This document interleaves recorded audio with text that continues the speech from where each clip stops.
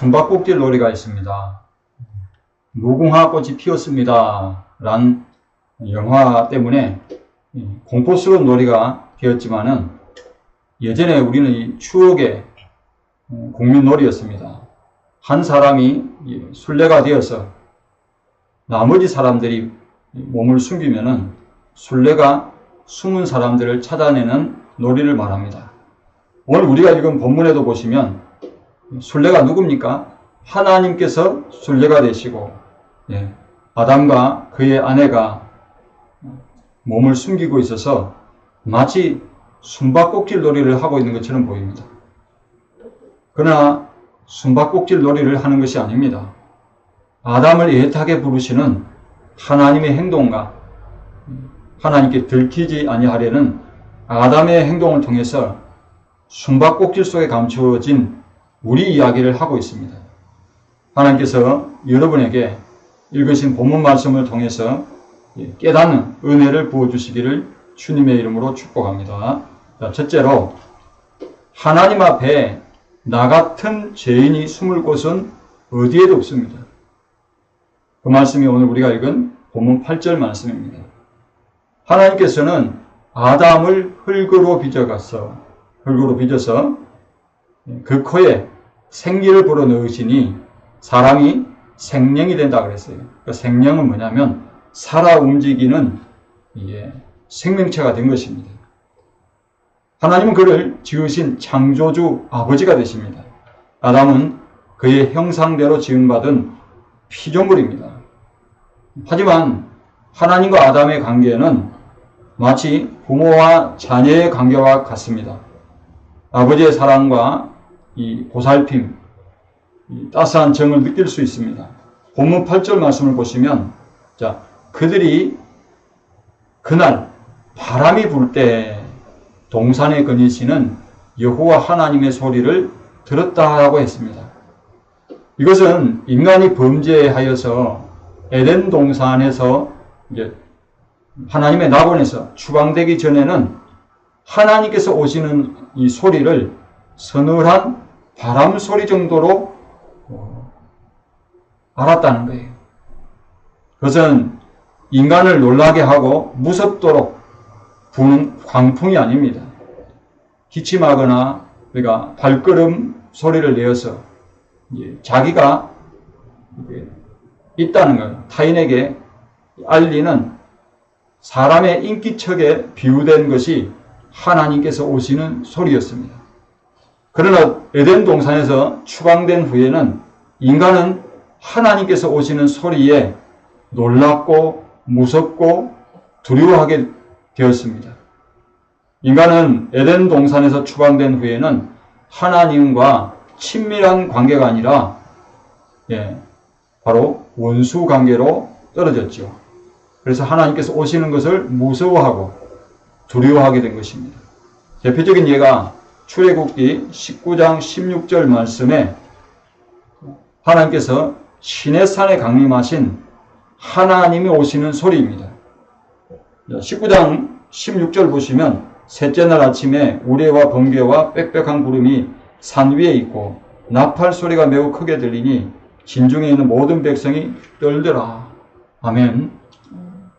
그들은 불과 구름과 연기와 지진과 나팔 소리를 듣고 하나님께서 직접 십계명을 말씀하시는 것을 견디지 못했어요. 그렇다고 한다면 하나님께서 아담에게 왜 오셨습니까? 아담이 범죄했기 때문입니다. 범죄하기 전에는 하나님의 낯을 피하는 사이가 아니라 하나님과 대화를 주고받는 친밀한 관계였지만 범죄한 후에는 하나님의 낯을 두려워하게 되었습니다. 그래서 하나님께 들키지 아니하려고 동산나무에 자기들의 몸을 숨긴 것입니다. 여러분, 무화과 나무 잎을 엮어서 치마를 한다고 해서 자기들의 부끄러움이 가려지지 않듯이 범죄로 하나님의 낯을 피한다고 해서 피할 수 있는 것이 아닌데도 그들은 하나님의 낯을 피할 수 있다고 생각하는 것입니다. 어떻습니까? 우리가 지금 사는 세상에서도 국내에서 우리나라에서 범죄를 저지르고 해외로 도피한다고 해서 어떻습니까? 그 범인을 못 잡는 것이 아니잖아요. 끝까지, 지구 끝까지 추적해서 찾아내는 세상입니다. 하물며 범죄한 인간이 하나님의 낯을 피할 수 있는 곳은 그 어디에도 없습니다. 그래서 시편 기자는 139편 8절 말씀에 이렇게 노래했습니다. 내가 하늘에 올라갈지라도 거기 계시며 수월에 내 자리를 펼지라도 거기 계시나이다. 죄인이 하나님을 피해서 도망갈 데가 없습니다. 하나님은 어디에나 계시잖아요. 여러분, 하나님 앞에 죄인이 숨을 만한 곳은 없습니다. 설사 지금은 그 죄가 사람에게 들키지 않았어도 하나님의 심판대 앞에 설 때는 벌거벗은 것처럼 다 드러납니다. 성경 히브리서 기자는 이 점에 대해서 분명하게 기록하고 있습니다. 히브리서 4장 13절 말씀입니다. 지으신 것이 하나도 그 앞에 나타나지 않음이 없고 우리의 결산을 받으실 이의 눈앞에 만물이 벌거벗은 것 같이 드러나느니라. 아멘. 범죄한 인간 아담은 자기가 지은 죄를 스스로 가리려고 무화과 나무 잎을 엮어서 치마로 삼았지만은 그런다고 부끄러움이 가려지는 게 아닙니다. 죄가 가려지는 것이 아닙니다. 그것은 하나님 편에서 죄를 가려주어야 하는 것입니다. 부끄러움을 가려주어야 하는 것입니다. 그래서 하나님께서는 범죄한 인간을 그대로 내버려 두지 아니하십니다. 그 말씀이 우리가 두 번째로 살펴볼 말씀입니다. 둘째로 하나님께서는 범죄한 인간에게 친히 찾아오십니다. 9절에서 11절 말씀입니다. 하나님께서는 범죄한 아담의 이름을 부르시며 아담아 네가 어디 있느냐 라고 하셨습니다. 자, 아담은 하나님께서 부르시는 소리를 듣고 어떻게 했어요? 두려워합니다. 그는 벌거벗었기 때문에 두려워하여 숨었다고 10절 말씀해 보시면 대답합니다. 이것은 아담 자신도 선악과를 먹고 이렇게 될 줄 전혀 예상하지 못했다는 거예요. 그런 아담의 소리를 듣고 11절 말씀해 보시면 하나님께서는 누가 너희 벗었음을 내게 알렸느냐? 내가 내게 먹지 말라 명한 그 나무 열매를 내가 먹었느냐? 라고 하십니다. 하나님은 아담에게 그가 벗었음을 알게 해준 것과 선악과를 먹은 것을 연결해서 말씀하십니다.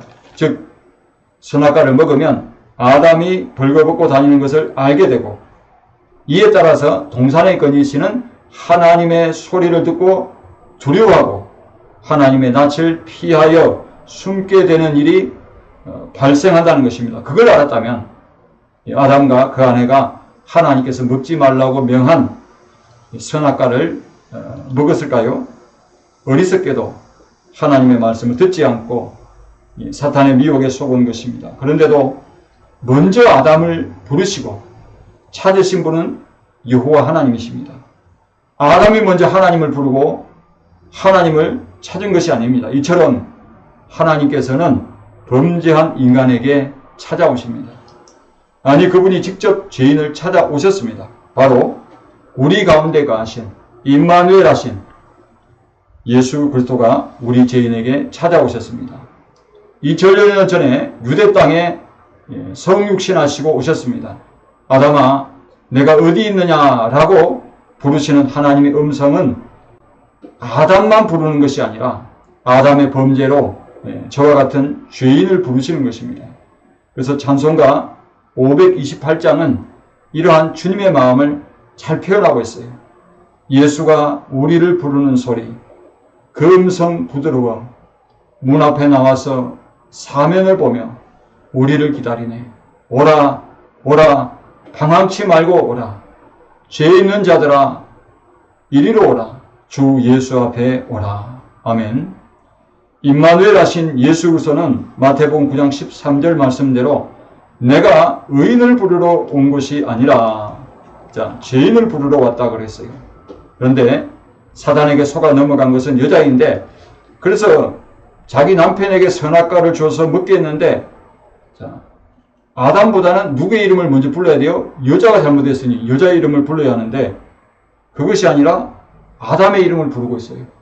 왜 그럴까요? 왜 아담의 이름을 먼저 부르셨는지 의문이 들 것입니다. 그것은 선악과를 먹지 말라고 처음에 명령한 것은 아담에게 말했기 때문입니다. 하나님은 아담과 약속을 맺었습니다. 따라서 여러분, 아담은 모든 인류를 대표합니다. 여자가 대표하는 게 아니고요. 아담이에요. 아담의 죄는 곧 모든 사람의 범죄가 됩니다. 그래서 로마서 3장에 나오죠. 모든 사람이 죄를 범하였다. 하나님의 영광에 이르지 못한다. 그랬어요. 아담은 오실자의 표상입니다. 로마서 5장 14절 말씀 보시면 그러나 아담으로부터 모세까지 아담의 범죄와 같은 죄를 짓지 아니한 자들까지도 사망이 왕노릇하였나니 아담은 오실자의 모형이니라. 그래서 우리 예수님은 둘째 아담으로 오신 것입니다. 사도행전 4장 12절 말씀은 이렇게 기록되어 있습니다. 다른 이로서는 구원받을 수 없나니 천하 사람 중에 구원받을 만한 다른 이름을 우리에게 주신 일이 없음이니라. 아멘. 따라서 여러분, 무슨 다른 종교에도 구원이 있느냐 그렇게 이야기하는 것은 여러분 잘못된 겁니다. 다른 종교에는 구원이 없습니다. 왜요? 오직 예수님 외에는 하나님께서 다른 이름을 우리에게 구원자로 보내주지 아니하셨음을 믿으시기를 바랍니다. 셋째로, 주의 이름을 부르면 부끄러움을 당하지 않을 것입니다. 그 말씀이 우리가 읽은 본문 12절에서 13절의 말씀 내용입니다.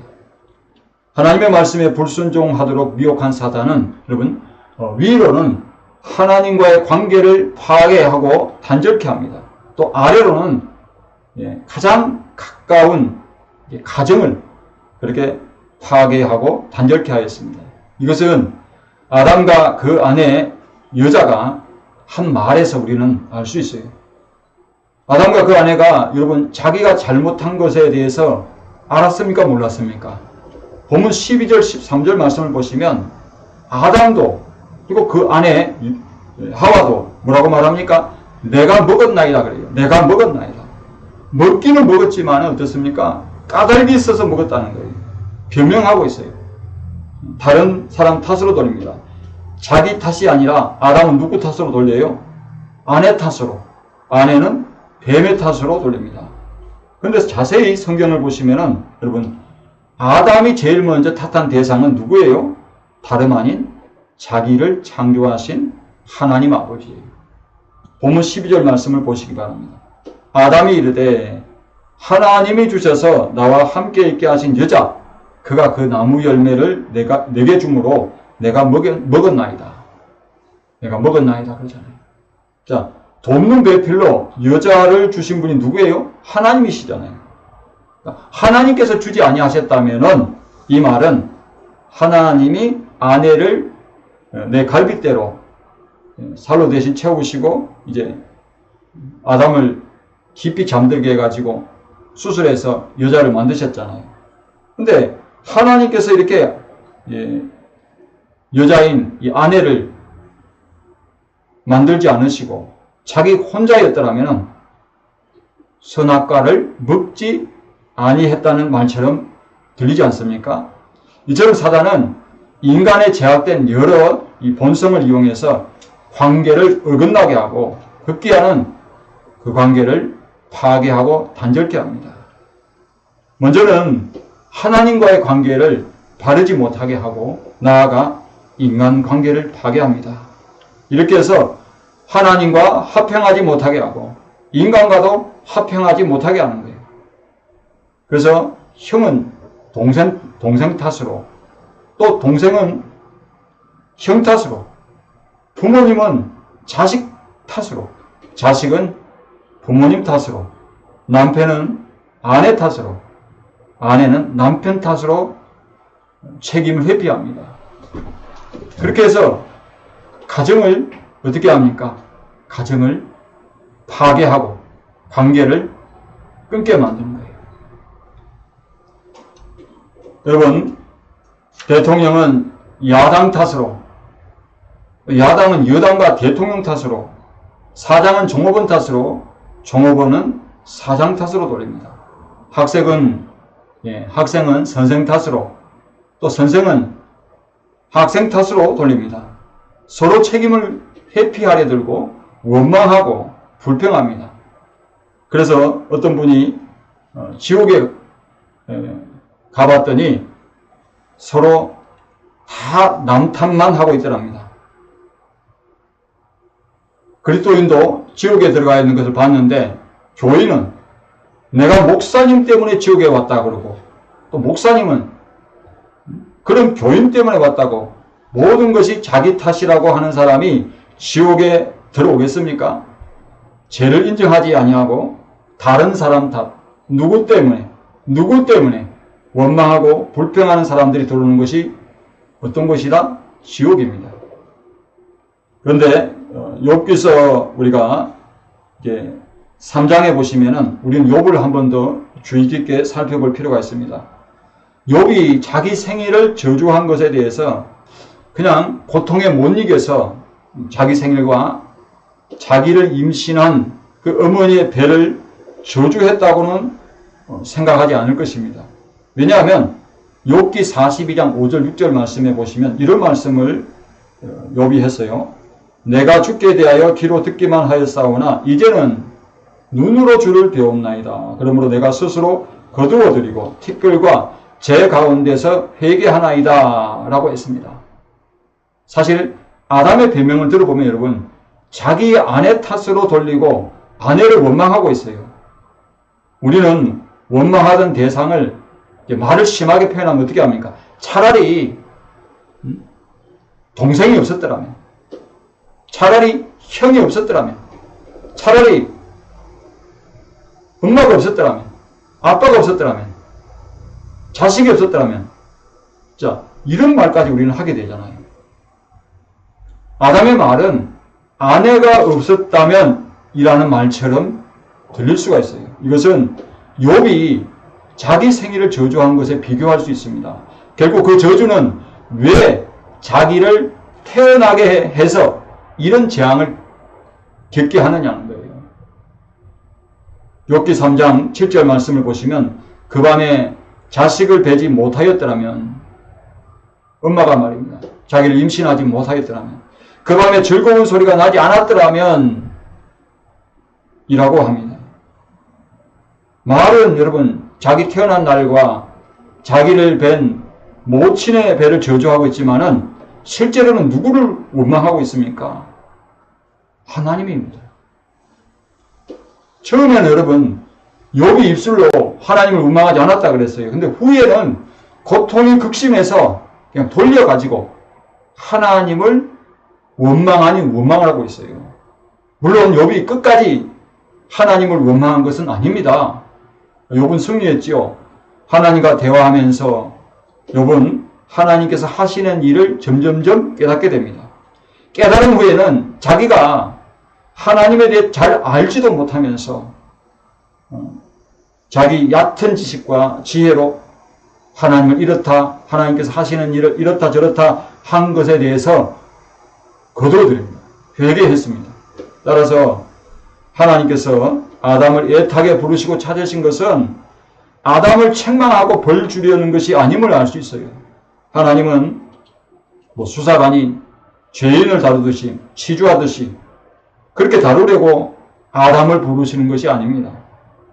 아담과 그 안에 이제 여자가 무화과 나무 잎을 엮어가지고 치마로 자기의 부끄러움을 가리려고 한 것을 측은하게 여기신 거예요. 불쌍하게 여기신 것입니다. 그래서 그들의 부끄러움을 가려주신 하나님이십니다. 창세기 3장 21절에 여호와 하나님께서 가죽옷을 지어 입히셨다잖아요. 말씀을 마칩니다.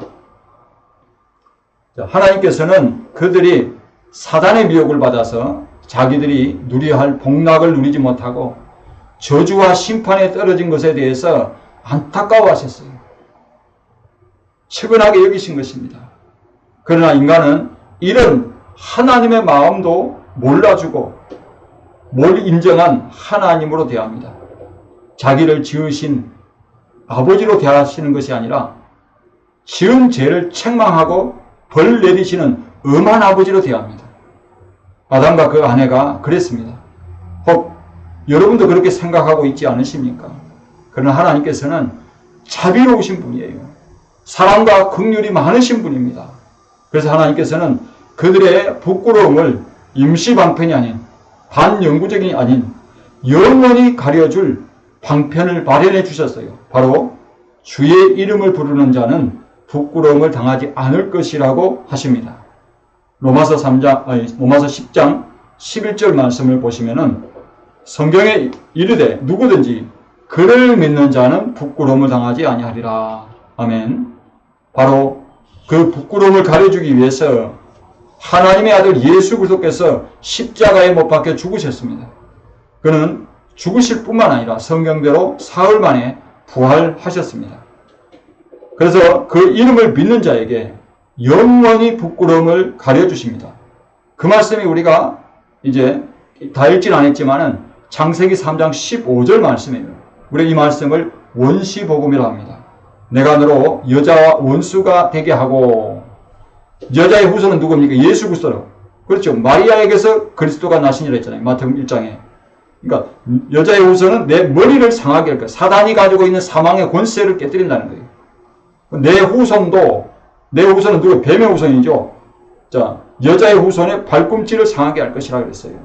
무슨 말입니까? 여기 뱀의 후손은 곧 유대 종교 지도자들, 예수님을 십자가에 못 박는데 앞장섰던 자들입니다. 예수님을 이들 향해서 마태복음 23장에 보면은 과 이슬진 자들의 서기관과 바리새인들이 하면서 뱀들아 독사의 새끼들아 그럽니다. 너희가 어떻게 지옥의 판결을 피하겠느냐 그렇게 말씀합니다. 예수님은 유대인들이 부끄러워하는 십자가를 개의치 아니하시고 그 십자가를 기쁘게 지셨습니다. 바로 저와 여러분의 부끄러움을 없애주시려고 십자가를 참으사 마침내 하나님 보좌 우편에 앉아 계십니다.